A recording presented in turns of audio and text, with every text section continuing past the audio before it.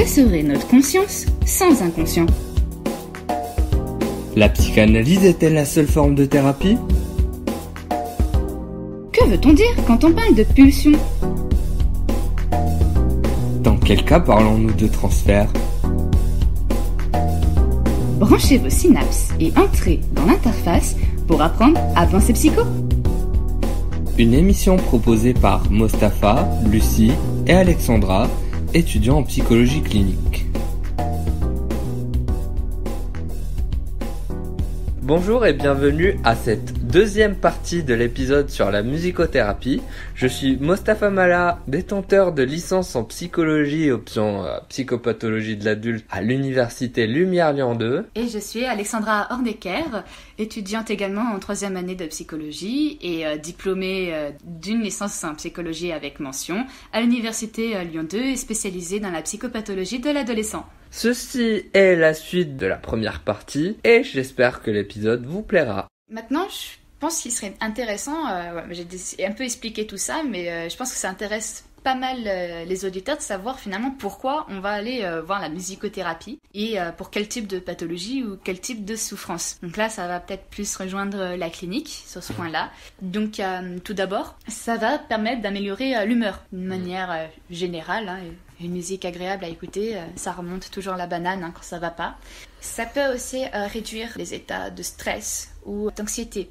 Parce que, pour donner un petit exemple personnel, mais si je sais que je suis vraiment très stressée, que j'ai aucun moyen de me détendre, il y a un exercice qu'on peut refaire, c'est écouter une musique plutôt douce, tempo lent, plutôt instrumentale, pas trop de mélodie, en tout cas au niveau du chant, et en fait se concentrer et respirer en harmonie avec la musique. Et ça va en fait réguler notre rythme cardiaque. Et en régulant le rythme cardiaque, ça va apporter un effet apaisant, relaxant, ça peut faire penser un peu à la méditation, ce genre de situation. Ça peut aussi soulager la douleur. C'est vraiment quelque chose... Encore une fois, je parle essentiellement de mes propres expériences, mais j'ai subi une intervention chirurgicale il y a un peu moins d'1 an, qui a été la plus douloureuse de toutes mes expériences opératoires. Et j'avoue que les médicaments ne me faisaient aucun effet. Et il y a vraiment que la musique qui, dans les moments les plus durs, ça faisait penser à autre chose et ça diminuait à un moment la douleur. Bien sûr, c'est temporaire, ça va pas durer pour la vie, mais sur le court terme, ça peut vraiment soulager. Et des personnes qui ont des douleurs chroniques, qui sont vraies souffrances par rapport à ça au niveau du somatique, ça les aide vraiment. Il y a dans les hôpitaux des ateliers qui sont dédiés à ça de plus en plus. Ça rejoint un peu ce qu'on peut retrouver dans tout ce qui est transe et hypnose, dans le sens où on met sa conscience en harmonie avec quelque chose d'externe. Mm-hmm. Qui résonne avec notre conscience, et du coup, on la sépare de cette sensation corporelle. On s'en détache en quelque sorte. Oui, en soi, c'est un peu... c'est se détacher de l'instant présent pour finalement retomber à quelque chose de plus archaïque, quelque chose de plus profond en fait. C'est un peu le même principe que la sophrologie ou la méditation, comme l'entend la philosophie et la religion bouddhiste, où on se déconnecte en fait et on fait abstraction et on va vraiment se concentrer sur ça en fait. Et en se concentrant, on va pouvoir percevoir ou repercevoir certains éléments qu'on a pu laisser de côté. Ça va faire en fait tomber un peu nos barrières, se rendre compte que finalement on a un vrai corps, on en a imprégné. La sophrologie, je sais pas si vous voyez, mais on est tous allongés par terre et on va reconnecter d'abord, ressentir la tête, le cou, les mains, les pieds, tout ça. C'est quelque chose qu'on peut refaire aussi avec la musique. Non, c'est vraiment une expérience très positive, je trouve, d'une manière générale. Donc après, on peut aussi, là on va rentrer dans la pathologie, on peut améliorer la qualité de vie et aussi les prises en charge des personnes qui sont à la tête de schizophrénie. C'est très difficile en fait de travailler avec des schizophrènes, notamment parce qu'ils n'ont pas la même perception du monde que nous. C'est aussi le cas des autistes, mais notamment par la création artistique. On va en fait recréer du lien avec l'individu. On va rentrer dans une communication non verbale, donc ça va lui permettre de sortir de l'isolement, parce que malheureusement en fait ce genre de personnes sont dans une situation de précarité sociale qui est extrêmement forte, extrêmement lourde, et leur entourage en fait ne sont plus en mesure parfois de prendre soin d'eux, Ils sont vraiment dans des situations de grande détresse. Et cette situation va faire aussi qu'ils sont déconnectés de tout intérêt pour le monde. Et justement, en repassant par la création, donc finalement en faisant quelque chose de bénéfique, de positif pour leur image d'eux-mêmes, ça va les redonner un petit intérêt pour l'extérieur, pour le monde extérieur. Et peut-être aussi recréer une communication verbale avec les individus qu'on côtoie régulièrement. On a aussi le cas des autistes, même tout ce qui est du trouble du spectre autistique, parce que il y a différentes, on va dire, sous-pathologies dans l'autisme, c'est un peu vulgarisé à ce point-là. Mais d'une manière générale, on va pouvoir travailler sur la vocalisation. Parce que les personnes autistiques, surtout Asperger, elles vont parler sur un ton très monotone, monocorde. On va avoir l'impression qu'ils sont assez robotiques, désaffectivés. Donc on va travailler sur ça. On va travailler sur la verbalisation. Pour les autistes atteints vraiment plus, ils vont pas parler jusqu'à des fois l'âge de 6 ou 7 ans. Et on peut faire émerger l'apparition du langage justement avec la musique, avec des percussions, tout ça, puis faire des vocalises A, E, I, O, enfin voilà, des petites mélodies, et hop, un jour, ils vont nous dire bonjour, quoi. On va travailler aussi sur leur vocabulaire, c'est en lien. On va travailler sur le jeu, leur apprendre à prendre plaisir finalement, à avoir de la distraction, à découvrir la rêverie, la fantaisie. On va avec les autistes aussi travailler le soin personnel. C'est des personnes qui ont du mal à avoir déjà conscience de leur corps et finalement à en prendre soin, et c'est super important. On va aussi diminuer l'écholalie. Donc, petite définition, l'écholalie, c'est je vais dire bonjour, il va dire bonjour, comment tu vas, enfin voilà, c'est répéter en écho tout ce qu'on dit. Autre point pour les autistes, on a travaillé sur l'anxiété et la coordination, la motricité. Autre chose très intéressante, j'espère un jour pouvoir travailler avec ce genre de cas de figure, mais c'est les soins néonatales et les femmes enceintes. C'est super intéressant, parce que les femmes enceintes sont en symbiose avec leur enfant, mais parfois il y a des petits couacs dans leur parcours de femmes enceintes. Elles peuvent mal vivre leur grossesse par des pathologies à côté, ou parce qu'elles ont une santé assez vulnérable, et l'enfant peut être touché directement, même s'il est dans le ventre et qu'il n'est pas sorti. Et en fait, on va travailler sur la reconnexion de la mère à son bébé, essayer de travailler l'apaisement, de mieux vivre cette période prénatale. On peut même aussi travailler en période d'accouchement, pour que l'accouchement soit moins douloureux, qu'il soit moins stressant. Voilà, on peut faire une petite séance pendant l'accouchement. Alors, je ne sais pas ce que ça peut donner. Je pense que ça peut être très stressant pour le thérapeute. Mais voilà, c'est possible. Il y a des hôpitaux qui le font. Et travailler avec les bébés qui viennent juste de naître. J'imagine un peu la scène en tant que thérapeute. Une femme enceinte qui est en train d'accoucher à côté était en train de jouer de la flûte. Tu vas te sentir mal. Oui, je pense qu'il faut avoir un bon self-control, mais je pense qu'en fait, dans ce cas de figure, on va plutôt être sur du chant, des vocalises, des choses comme ça. Ça peut peut-être faire émerger la souffrance au lieu de la garder pour soi. On va la faire passer dans le chant, en criant, en chantant.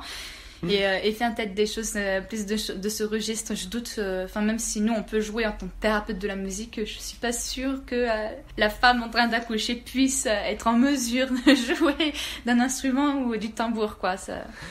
Là, quand tu me parles de ça, je me dis, est-ce qu'on peut essayer, par exemple, de créer des musiques adaptées à l'accouchement, qui créent un rythme pour la femme enceinte, pour les contractions? Tout à fait. Ou alors, le musicothérapeute s'adapte au rythme des contractions et crée quelque chose qui va accompagner la femme enceinte qui accouche dans son accouchement et faciliter l'expérience et la déconnecter de cette douleur corporelle. Alors en fait, les deux sont possibles. Il faut un peu voir... moi, j'ai cette image quand on est un musicothérapeute avec son patient, on a un peu... Il y a le chef d'orchestre et puis il y a les instrumentistes. Et tantôt, on est le chef d'orchestre. On va aider le patient, donc le musicien finalement, à garder le fil, à garder le tempo, tout ça, on va le guider. Mais parfois, on est aussi deux musiciens ensemble et on joue en harmonie. C'est surtout le mot d'ordre, en fait, c'est l'harmonie. Mais pour répondre à ta question, on peut tout à fait, en fait, en fonction des contractions, du rythme de la femme, parce qu'on va surtout s'étayer sur elle plutôt que de lui imposer quelque chose. À chaque vous poussez, à chaque fois que vous poussez, on fait quelque chose ensemble. Donc ça peut être, je sais pas, taper des mains, ça peut être du chant, ça peut être un tas de choses, tout dépend en fait, parce que c'est aussi quelque chose qui sera préparé, on va pas arriver en outsider, coucou, je suis musicothérapeute, pendant votre accouchement je vais vous accompagner. mais ça peut être aussi surtout de la musicothérapie réceptive dans ce cas-là. Les deux cas de figure sont probablement adéquats. Peut-être une préférence pour la réceptif. Et si on est sur du réceptif, on aura choisi en fait avec la mère une musique qui la détend, qui lui fait plaisir, qu'elle elle porte des affects positifs. Et après, nous, on est tout à fait capable avec les ordinateurs en MAO. Donc je traduis, c'est la musique assistée par ordinateur. Modifier un peu le tempo ou rajouter des éléments sonores qui vont aider justement à se concentrer sur la poussée en fait pour faire sortir l'enfant. C'est tout à fait possible. C'est extrêmement intéressant. Oui, mais vraiment. Même pour les bébés, juste quand ils viennent de naître, si ils sont, toutes les naissances ne sont pas forcément remplies de joie. Il y a des fois des bébés qui naissent et ils ont besoin de soins intensifs ou qui sont vraiment très mal. J'ai lu une expérience d'une musicothérapeute qui m'a beaucoup bouleversée. C'était un enfant qui était très triste, qui était âgé de 28 semaines. En fait, elle l'a pris dans ses bras et l'enfant, on avait l'impression qu'il était déconnecté, comme s'il n'était presque pas vivant. Un peu comme les enfants psychotiques. Un petit peu, ouais. C'était vraiment quelque chose d'atypique à lire et cette thérapeute, en fait, a commencé à dire son prénom et à le dire en montant de plus en plus dans les aigus, quoi. Donc elle a commencé Thomas, Thomas, Thomas. Et elle monte comme ça. Et puis elle s'est rendue compte que si elle faisait un son aigu et qu'après, sur la deuxième voyelle, elle descendait un peu le son, Thomas, et par exemple, l'enfant en fait commençait à le regarder. Et il y a du contact qui a pu se faire. Parce que son contact n'était encore là impossible avec la maman. Et il refusait même de se nourrir, quoi. Enfin, c'était vraiment très très fort. Et à force de l'appeler comme ça sur ses Thomas, il la regardait. Elle faisait des pauses de 2 secondes. Et l'enfant, en fait, attendait. Il commençait à prendre plaisir. Il savait que c'était son prénom. Et il y a une communication qui a pu se faire. Et là, les soins ont pu vraiment commencer à devenir positifs, quoi. Donc voilà, c'est vraiment, moi, une expérience qui m'a bouleversée, en fait. Parce que j'ai trouvé vraiment d'une beauté. Ça m'en a vraiment ému, quoi. Qu'un bébé à un stade si précoce puisse être réceptif. C'est vraiment formidable, en fait. Donc voilà, on a parlé des soins néonatales, tout ça. Bon, on va parler des choses un peu moins joyeuses pour les personnes plus vieilles. On va parler de la démence. Donc, avec tous les troubles qui peuvent y être associés à mémoire, coordination, tout ça. Et justement, on va retravailler en sollicitant par des musiques. On va ressolliciter par des musiques qui touchent ces personnes démentes grâce à leur entourage, parce qu'elles s'en souviennent parfois pas. Et on va les reconnecter avec leurs souvenirs, tout simplement. On va aussi pouvoir travailler avec des personnes atteintes de maladie de Parkinson, qui est une maladie qui touche les neurones, parce que c'est une maladie neurodégénérative, mais ça va aussi, un des premiers symptômes qu'on voit et qui est les plus importants, c'est la motricité. On va avoir des tremblements, on va avoir une perte de coordination, ça peut être très invalidant, puisqu'on peut arriver à un stade où la personne n'est plus capable de marcher. En fait, on va travailler justement, surtout avec des percussions dans ce cas-là, à ressolliciter en fait les membres supérieurs et inférieurs qui ont du mal justement à suivre le mouvement, littéralement. Ça peut améliorer en fait leur qualité de vie et surtout leur autonomie en fait. Leur réapprendre à prendre un objet, à taper dedans, à frapper des mains. C'est des choses qu'on peut penser vraiment très élémentaires, mais c'est des choses qui deviennent impossibles à un stade d'avancée de la maladie, surtout quand on est âgé. En lien, on peut travailler avec des personnes qui ont des AVC, qui peuvent avoir des troubles après de la parole, de l'élocution. Comme des aphasies. Voilà, typiquement des aphasies. Donc c'est des personnes qui au niveau de la parole ne peuvent plus parler, la parole est défectueuse, alors que la parole, elle est plutôt dans l'hémisphère gauche. Tout ce qui est du niveau de la musique, c'est dans l'hémisphère droit que ça se passe. Et en fait, on va utiliser la plasticité cérébrale, on va tricher entre guillemets, parce que on va utiliser du chant. Et en fait, vu qu'on utilise du chant, on utilise l'hémisphère droit. On va apprendre d'abord sur des mélodies comme une chanson à reparler. Et petit à petit, en fait, on va essayer de développer des stratégies pour que la personne puisse communiquer en chantonnant, mais de manière à ce que ce soit presque imperceptible pour celui qui est en face, quoi.